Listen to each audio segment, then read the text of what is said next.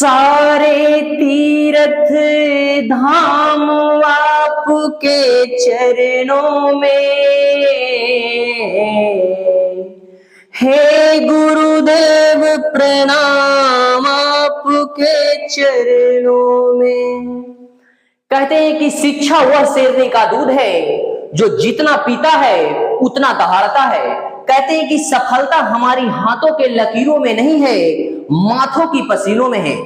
आज बताते हुए हमें बेहद खुशी मिल रहा है कि आज हमारे सैफअली राधा कृष्णन जी का जन्मदिन है। उनका जन्म 5 सितंबर 1888 ईस्वी में तमिलनाडु के तिरुत्तनी नामक स्थान पर हुआ था। यह स्थान तमिलनाडु से लगभग 64 से 65 किलोमीटर दूर उत्तर पूर्व में स्थित है।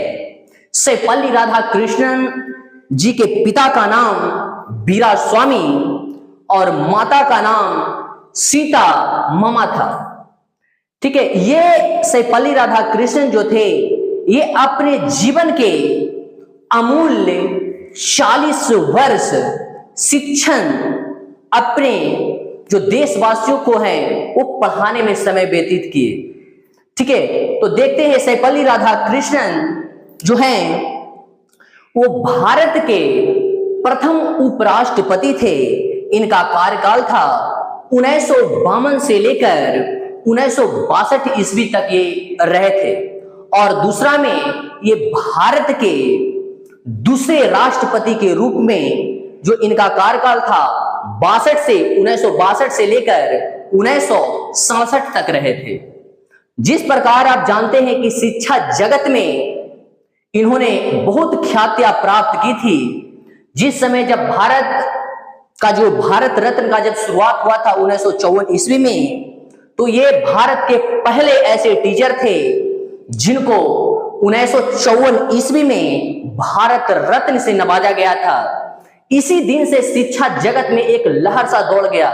आप जानते हैं कि शिक्षक का हुलिया ही होता है कि उजला शर्ट और धोती गिरता और हाथों में एक छाता, और वैसा व्यक्ति को भारत रत्न से नवाजना एक अपने आप में एक गौरव का बात था।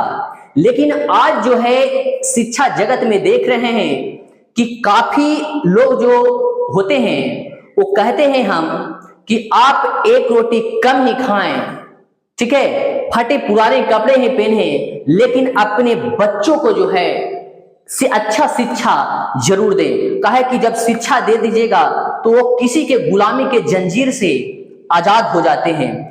ये जो सैफअली राधा कृष्णन को जो आज जान रहे हैं पूरे भारतवर्ष में, आज बच्चा बच्चा जो जानने का काम कर रहे हैं, इनका पीछा रीजन क्या है? शिक्षा। अगर वो शिक्षित थे और लोगों को शिक्षित किए और इतने बड़ों पर ओहदों पर पहुंचे, भारत रत्न मिलना कोई आसान काम नहीं है। भारत रत्न जो होता है भारत का सर्वोच्च सम्मान है। जिस व्यक्ति को भारत रत्न मिलता है उन्हें एवन क्वालिटी का सुविधा प्रदान किया जाता है। जैसे कि कोई भी सरकारी जो आप सुविधा लीजिएगा तो उसमें कोई भी चार्ज आपको पे नहीं करना पड़ेगा। जो भी आप करिए, कितना भी बिजली खर्च करिए, पानी लीजिए, जितना भी है टोटल, यहां तक कि आप जब एरोप्लेन में सफर करते हैं तो A1 क्लास का सीट आपको दिया जाता है, यानी जो VVIP को प्रदान किया जाता है वो प्रदान किया जाता है। तो ये सब संभव किसके वजह से हुआ? ये सभी संभव एक शिक्षा की वजह से हुआ है। तो कहते हैं लोगों की मानसिकता क्या हो गया है, जो सुनिए। जैसे 2 भाई हैं, एक बड़े भाई के घर में अगर बड़ा टीवी आ गया तो छोटे भाई के घर में भी महीना लगते वो टीवी आ जाना चाहिए। चाहे तो एक फ्रिज आ गया है बड़े भाई के तो छोटे भाई के भी फ्रिज आ जाना चाहिए। मोटरसाइकिल आ गया तो मोटरसाइकिल आ जाएगा। अगर घर बना लिया तो ये भी लड़कन के पढ़ाएगा नहीं, लेकिन ये भी घर वैसा बनाएगा। लेकिन नहीं, इसको खत्म करना है। आप घर में एक ईंट कम लगाइए, लोगों को लगाने दीजिए इतना लगाता है, गहना बनाने दीजिए इतना गहना बनाता है, गाड़ी पर घूमने दीजिए इतना खरीद के घूमता है।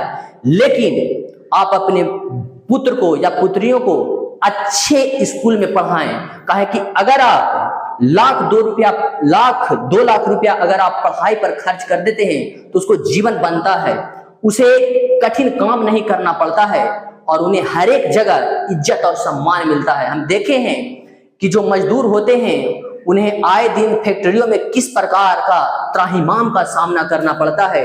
हमारे जो मजदूर भाई हैं जो दूर प्रदेश में रहते हैं उन्हें कैसा व्यवहार आप लोग जानते ही हैं कि कैसा करता है।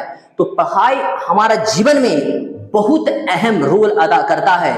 इस पर हम कतई एकदम कहते हैं कि आप कुछ भी करिए लेकिन बढ़िया संस्थान में आप अपने पुत्र को जरूर पढ़ाएं, जरूर पढ़ाएं, जरूर पढ़ाएं। इससे क्या होगा कि एक पीढ़ी पढ़ता है, जैसे आप अपने पुत्र को पढ़ाते हैं, वो अगर सरकारी नौकरी ले लेता है तो उनके पुत्र पुत्री जितना भी होगा वो भी एकदम नौकरी करेगा ही करेगा या अच्छे स्कूल में पढ़ेगा। अगर आप उसके लिए 50,000 1 लाख का सोना बना देते हैं, रख देते हैं और कुछ नहीं करेगा, वो विश्वास मानिए एक न एक दिन उसको बेचकर खा जाएगा। लेकिन उसके जीवन में जो दे दीजिएगा 1 लाख 2 लाख रुपया जो उसे पढ़ाई में लगा दीजिएगा वो उसके जीवन में अमृत के समान होगा। तो सर्वपल्ली राधाकृष्णन ऐसे ही उदाहरण थे। ये एक ब्राह्मण, विद्वान ब्राह्मण कुल के रहने वाले थे। ये बच्चे से ही इतने कुशाग्र प्रतिभावान थे कि इन्होंने अपने 40 वर्षों का जो अमूल रत्न है इन्होंने अपने लोगों को पढ़ाने में दिए। आज सर्वपल्ली राधाकृष्णन को जो पूरे भारत, पूरे विश्व जान रहे हैं। आज कोई का भी घर है, घर में से बच्चा निकल रहा है तो बोलता है कि कहाँ जा रहे हैं, तो कहता है मम्मी आज टीचर डे मनाने जा रहे हैं, आज शिक्षक दिवस मनाने जा रहे हैं। वो कौन शख्स थे जिनको बच्चे के जमान पर है, वो क्या किए? अगर अरबों खरबों रुपया वो पैसा रख लेते, बहुत सा मकान बना लेते, बहुत सारा जमीन बना लेते, तो क्या लोग उनको जान पाते? नहीं जान पाते। वो अपने कर्म से ऐसा जो स्वर्ण अक्षर में अपने नामों को अंकित कर लिए कि जब तक कि धरती रहेगा, सूरज चांद रहेगा, सर्वपल्ली राधाकृष्णन का नाम इसी प्रकार जयघोष होता रहेगा। वो देखिए कि कितना संघर्ष करते रहे, लोगों को पढ़ाते रहे, पढ़ाते पढ़ाते राष्ट्रपति, उपराष्ट्रपति पद पर आसीन हुए, भारत का सर्वोच्च सम्मान उनको मिला। कितना लोगों के बीच में जब एक टीचर को मिला उस समय समझिए कि कितना फैल गया कि एक टीचर को तो क्या हैसियत होता है, टीचर को किस नजर से देखता है लोग, ठीक है। और लोग टीचर कोई भी हैं, आपको एक का ही क्यों न पढ़ाए हो, छोटा सा एकदम जरिगों से आपको पढ़ाना स्टार्ट किए हैं, वो टीचर को आप सम्मान करिए। खुशी मिलता है, जो टीचर डे है तो आप मिलते हैं, उनको पैर छूकर जरूर प्रणाम करें कि आज जो भी हैं उन्हीं का बदौलत है। तो कहते हैं कि शिक्षा आपके जीवन में एकदम अलग जगह देगा, ठीक है। तो बच्चे को एकदम पढ़ाइए जरूर, ऊंचा शिक्षा जरूर दीजिए, ये मेरा बार बार रिक्वेस्ट है।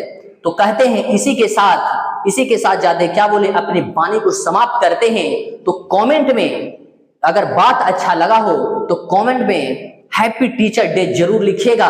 इसी के साथ अपनी वाणी को विराम